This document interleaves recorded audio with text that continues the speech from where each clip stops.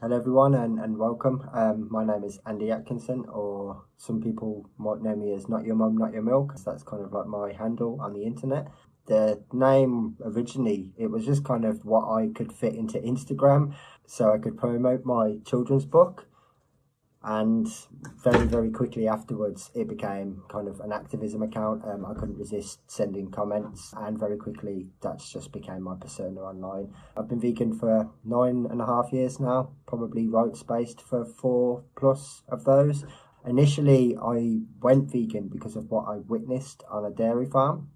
So the trauma that potentially still lives with me and probably always will was actually what kind of made my mind think in a different way, I suppose, or unlocked those boxes. It was what I witnessed there and then. So you could definitely class it as falling into a welfare category. It took me a number of years to actually fully connect with the philosophy, what that meant, what that entailed. I obviously knew the words animal rights, but I didn't really know what they meant until a few years ago either. I didn't really look into any of the sort of works or the writings by anyone at all. So it's definitely been a learning curve and an experience for me too. I've always had an interest and a passion in language and words. English was always my favourite subject at school. Writing short stories and things like that has always been something that I enjoy doing, and how I used to spend quite a lot of recreational time even in my teenage years, even to the degree of like writing my thoughts down on a piece of paper and then screwing it up once I'd done that as a way of just dealing with emotion and that kind of thing. Again, poetry was something that I used to do for myself. I would write a poem, I'd read it a few times, or maybe I'd show one person, and that would be the end of it. Whereas now my poetry is rights based, and I'll put it out as a video, and there's, I don't know, 50 odd, maybe a few more than that in my YouTube playlist at the moment that you can go and use or listen to or spread. You'll have to allow some of the older ones that are based on single animals, because some of the language in them is a little bit welfare-y, I'm going to be honest. I need to rewrite some of those, but that also shows too, as this has evolved for me, as I've found and learned more understanding of the philosophy and what it all means, I've also realised how important the words are that we use, and that every time that we potentially reduce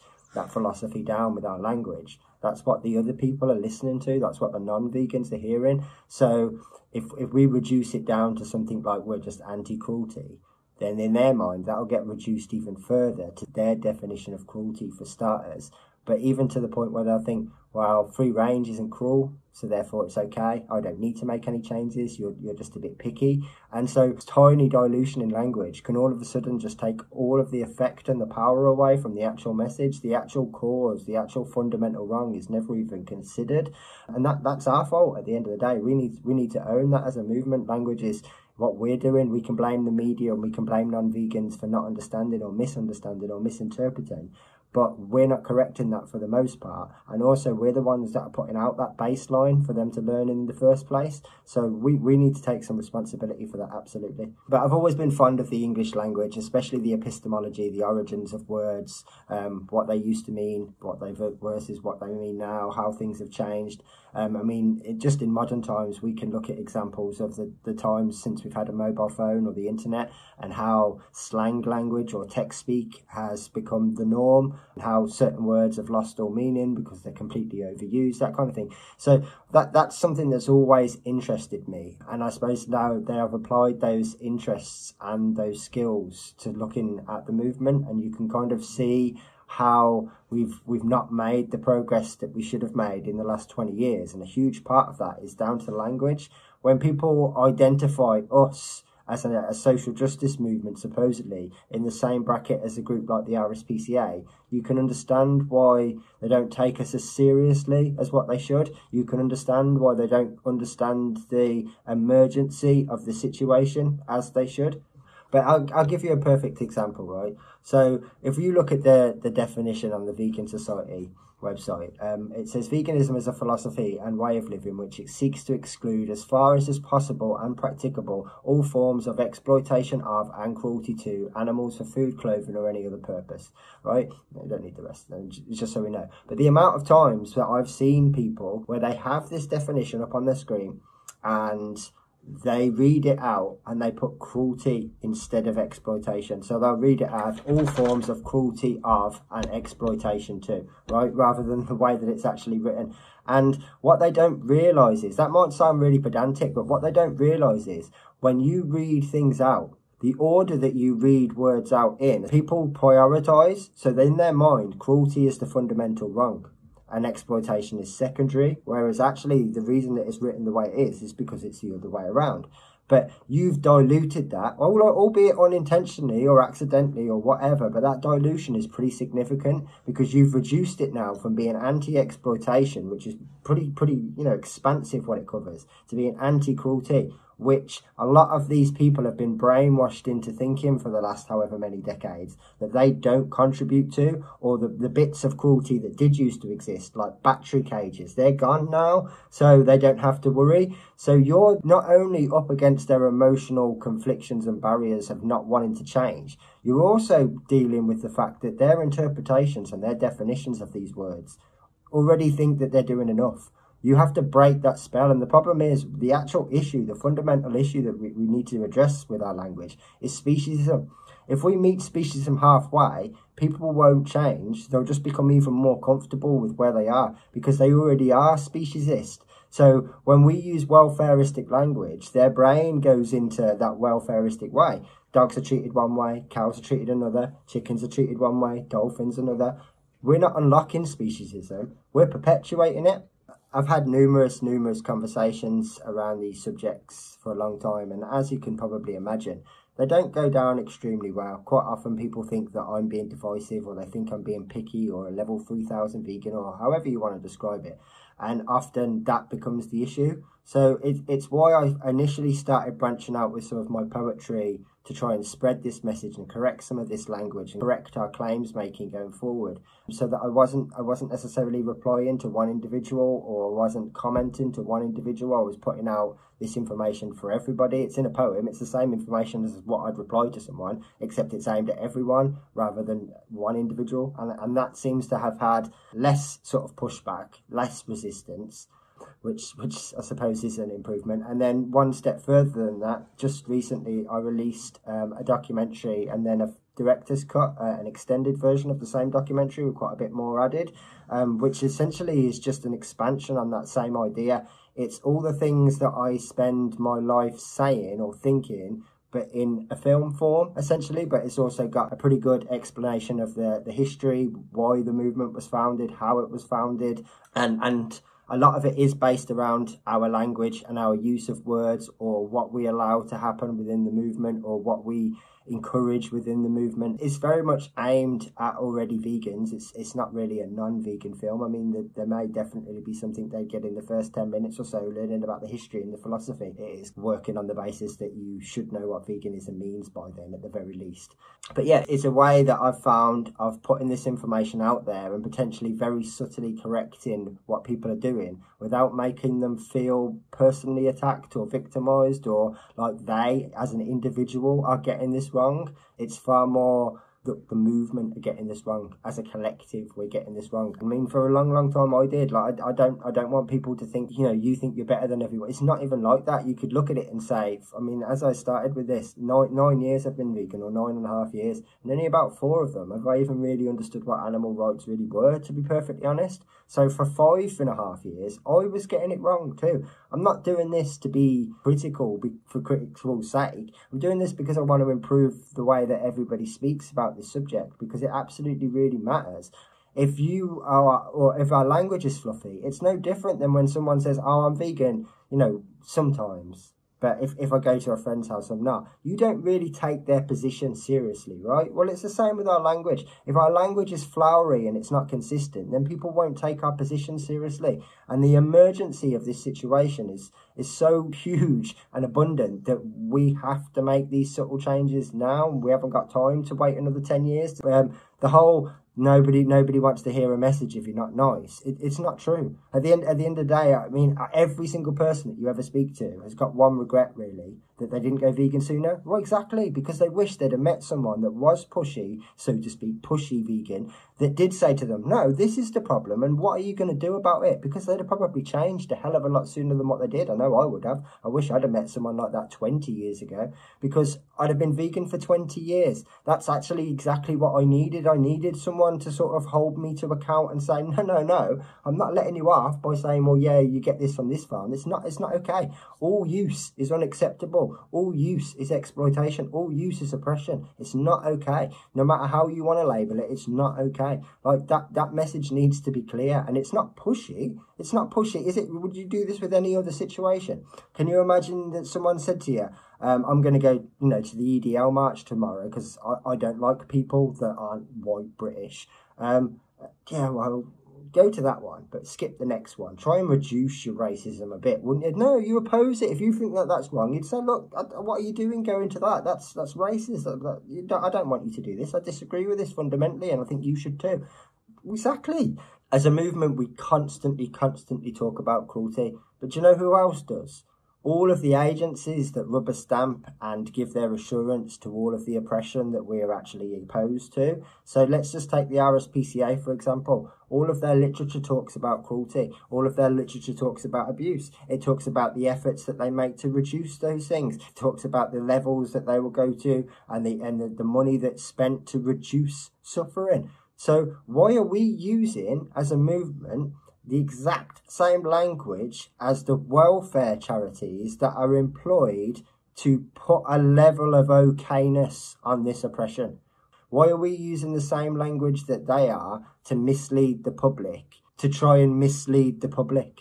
Why don't we use different language so that the public can identify that what's happening is they're being misled? Why don't we make them realise that the RSPCA are misleading them with their language rather than using the same language and expecting them to see a fundamental wrong in it? Do you not think that they'd already see the fundamental wrong in what the RSPCA have been saying for the last 180 years?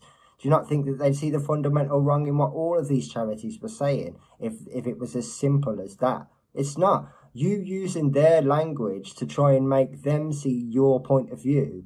You've already got walls. You've already got barriers that we've got to go across. And now you're going to make things even more difficult for yourself by using words that they understand one interpretation of. And you're going to say, oh yeah, but that interpretation's wrong. Here's my one. If you want to meet them halfway, use their language, and when they go, oh yeah, it's about cruelty, say, no, it's not about cruelty, it's about this. If you took the cruelty away, I'd still be against it.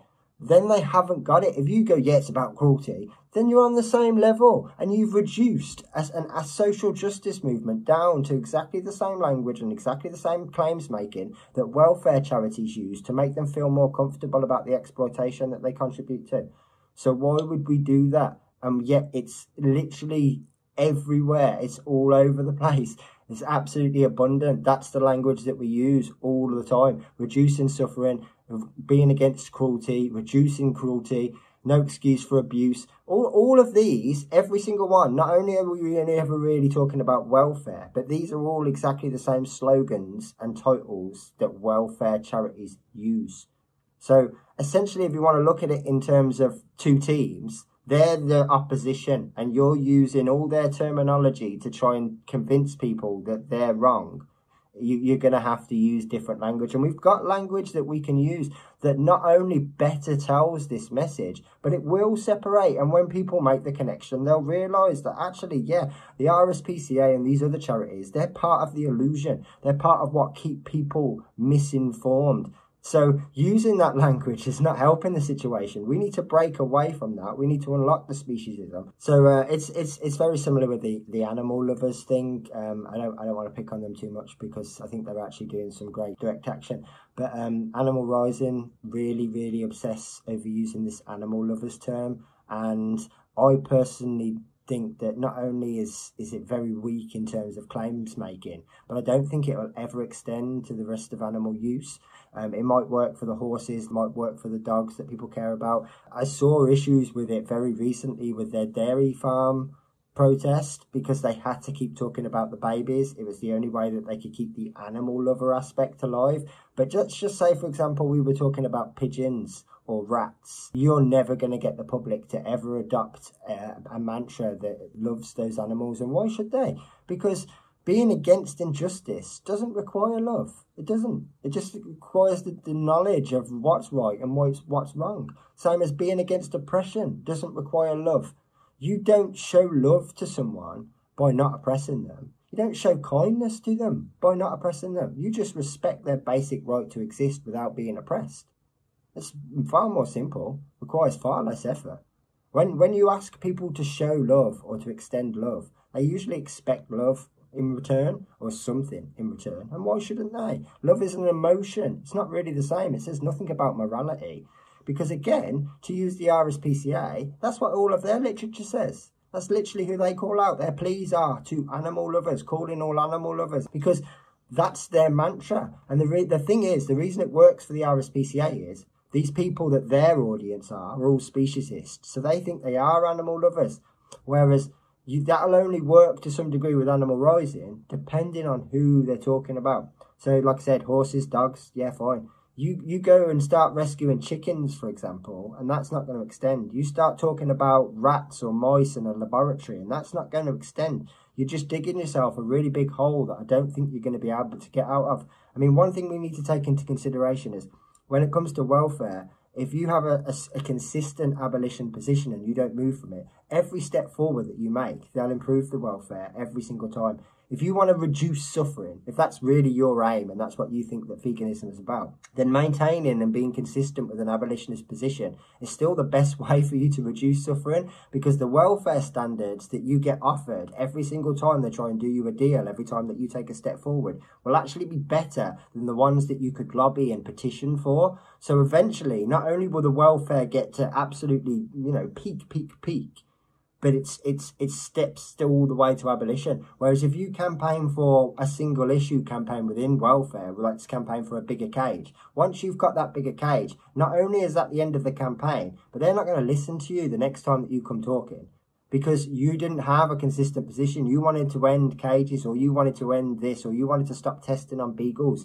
You didn't want to abolish all animal use. That's not what you said. And now you've come back with a different thing, and you just seem like a mitherer, like you're someone that's going to keep coming back and pestering them, and it just you lose all your integrity. You lose that momentum. Whereas if you have an abolition position from the get-go and don't ever move from it, that's your position, and you stick firm with it and just keep walking forward, that we're not going to accept any less than total liberation for everyone, everywhere, then everything that you get offered is between that point and the end is always going to be an improvement on what you'd get offered if you would just campaign for those things individually. Of course it would, because they've got to make better compromises. They have to keep making better offers because they know that you're actually becoming a bigger and stronger force. Whereas at the moment, the reason that we're not taking it seriously is because we're so divided. Our message is inconsistent, our language is weak, and we haven't actually got a movement that's united on anything other than using the word vegan as a collective term. That's pretty much all we're united on, and that's why we're not seeing progress. We've got far bigger numbers than what most people think we have.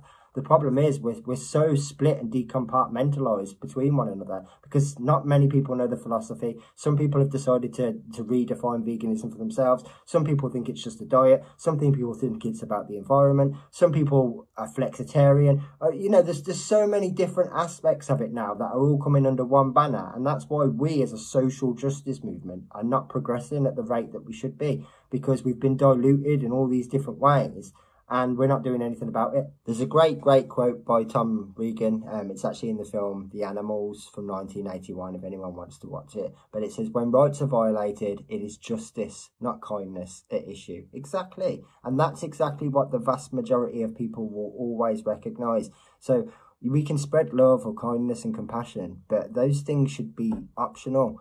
Whereas being against injustice, that should be mandatory. And I think it is for most people. It's very, very unique for people to not be against injustice or the sense of injustice and understand the difference between right and wrong. So to give a quick example of the difference between compassion, kindness, love and injustice, there was a man who lived in the woods, essentially, where I used to live. And he lived there for a couple of years. He'd lost his business, and, instead of putting himself on the council list or doing any of those things, he'd gone and set up this I don't know the best way to describe it. It wasn't far off a shack. It wasn't a cabin, but it wasn't far off a shack. It was watertight, and he spent a couple of years living in there. Never bothered anyone, was always polite. Saw him quite often when I used to walk the dog. Most of the locals knew he was there and had no problem with him. Even some of them even knew him by name. And like I said, he'd been there for 2.5 years. He'd done 2 winters in there. Nobody ever bothered him. Nobody ever dropped off like packages. Nobody ever took him food. Nobody ever took him, I don't know, electricity, solar panels. No one ever took him jumpers or sleeping bags. Nobody ever bothered him, and he never bothered anybody else. And there was no problems whatsoever until the council found out they were coming to dismantle his shack in the woods. And this got printed in our local paper. It got put on social media and everything else. But the moment that he was threatened with eviction, pretty much the entire town stood up in defence of him. There was no compassion or love that was shown, because if it was, then that had been shown beforehand, and they'd have been helping him out and trying to find somewhere else for him, or making sure that he was fed and warm. But actually, what the problem was the injustice that he was facing. That's what people were all united and opposed to, because most people recognise the difference between right and wrong. So they do understand the difference. The problem is speciesism. The problem is where that right and wrong is directed. They've been taught that it's okay to do this because we need this. They've been taught that it's okay to do this because we need this. And it's that we need to unlock. It's that speciesism that we need to unlock. Most people naturally are against injustice. And you don't need love or kindness or compassion to be against them. You just need to basically respect the existence of someone else. The very most basic right, just to exist without being opposed, without being oppressed, without being, exploited in any way, shape or form. You're not asking for any privileges. You're just asking for the most basic right to exist without infringement. With, literally the freedom to have autonomy, to make your own decisions about things. That's pretty much it. So to summarise a little bit, one of the things that I like to encourage people to do, which is a really, really easy form of activism that anybody can do, even if you're confined to your house, or you've got financial limitations, any of these things, is on social media. If you see a meme that says something that you now potentially see as a particularly weak message, correct it. It's really simple. Just open it up in Paint or in some editor on your phone, and literally just cover over one bit and write over what you think is a stronger message. Because these memes and these things that are already being shared around, that system works, right? That's the reason you've seen it. So there's no point trying to challenge something that works. Just correct the message, make it a stronger message, and then every person that sees your meme or shares your meme is sharing a stronger message, and everyone that learns from that message is learning the right thing. So little tiny subtle changes that we can make in places like that can make an enormous difference going forward. One of the things that we would definitely gain from having this strong, consistent abolitionist message would be that we wouldn't have these people jumping on the bandwagon too. You wouldn't get the likes of like Bear Grylls to telling everyone that he was vegan for 6 months, because everyone would actually accept and understand that veganism was a social justice movement. It was an anti-oppression philosophy that you can't pick up and drop. It would eliminate so many of these people that pretend. It would eliminate quite a lot of the misunderstanding about diet, which would also eliminate quite a lot of the questions that come associated with that diet, and all of these other things. If people respected and recognised and that it's actually a social justice movement, this is what they're against, as opposed to, oh yeah, it's a trend, isn't it, that those hippie people do, which is pretty much what we've allowed the general public to think. Like I said, we're always going to have to deal with the media and anti-vegans kind of doing their own version of diluting. But that's why it's equally important that our message is consistent and strong, because we've got to expect everybody to misinterpret or mislead it anyway. If it's already weak, and then it's got the extension or the exaggeration or the dilution from someone else, by the time it gets 3 or 4 ears down the line, that message is completely lost anyway. Whereas at least if it's strong and consistent from our point, from everyone all the time, then at least anytime they speaks to a vegan, they're going to get the same information over and over again. Whereas at the moment, they wouldn't do that. If I went and pulled 10 different vegans from the internet now and asked why they were vegan, for example, what their interpretation of the definition was, they'd all say different things. And that's a problem, because how are we supposed to be united when we're not even united on what the definition of what the cause is? That's something that needs to be corrected. And I think one of the first things that everybody should do, if you identify as a vegan, is learn the history of the movement. I think it's absolutely deplorable that so many people don't know who the founders were, or what year it was founded, or why it was founded. and are guilty of diluting or making it up. Like, I really think there's nothing more ignorant yourself than joining this movement and not learning its history, not learning the why and what it represents and what you should be doing. How do you expect to participate in something that you've never taken any time to learn? That's something that everybody should take the time to do. If you're willing to watch a 30, 40-minute video on YouTube or whatever, then definitely doing this research. Watch my documentary. I mean, 10 minutes in, it more or less covers the basics. But everybody should know this basic information. Everyone should know that it's a philosophy. Everyone should know that if you're doing this, you're choosing to dilute it. You're choosing to reduce it. You're choosing to make it weaker. It's not the movement. That's never happened. That's you. That's on you. So at the very least, everyone should have that information. And I think it's just respectful too, that when you join something, that you actually research it. Especially if you're one of those people that want to redefine it.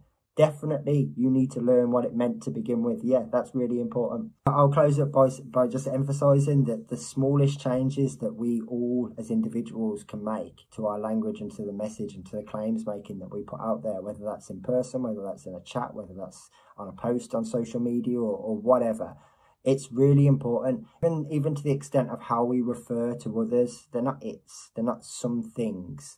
If we don't want non-vegans to objectify others, then we shouldn't objectify others. If we want them to respect their rights as individuals, then we need to be consistent and remind them that they're individuals. Every time that we refer to another as something, then that's the objectification cemented and confirmed in their mind. It's not corrected, it's not opposed, it's perpetuated. So we are guilty of that. That's one thing definitely everybody can do. You can make a real effort not to refer to others as things and objects, because you wouldn't want to be referred to as it or something. So don't do it to somebody, anyone, anywhere. And thank you very much for listening to me. More than happy to take your questions now. Cheers.